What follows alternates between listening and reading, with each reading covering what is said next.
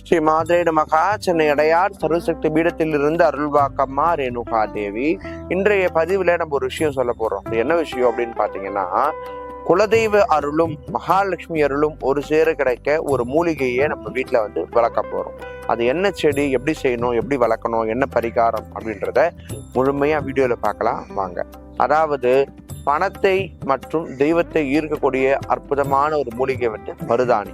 அதுல 2 விதமான மூலிகைகள் இருக்கு. சிகப்பு மருதாணி, சாதாரண மருதாணின்னு சொல்லி 2 வகை மருதாணி இருக்கிறது. சிகப்பு மருதாணி கிடைச்சா ரொம்ப விசேஷங்க. சிகப்பு மருதாணி கிடைச்சா வாங்கிக்கோங்க. அப்படின்னா சாதா மருதாணியே பரவாயில்ல.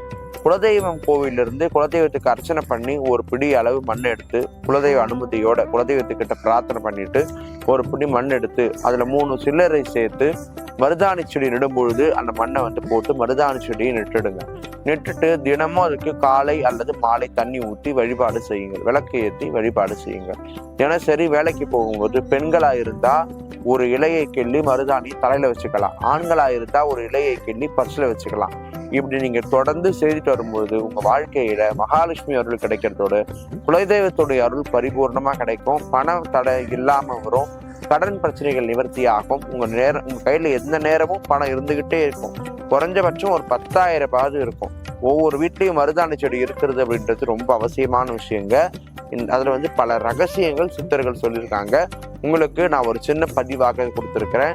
வேற ஏதாவது தேவை இருக்கு, வேற எதை பத்தி தெரிஞ்சுக்கணும் அப்படின்னா நீங்க கமெண்ட்ஸ்ல கேளுங்க.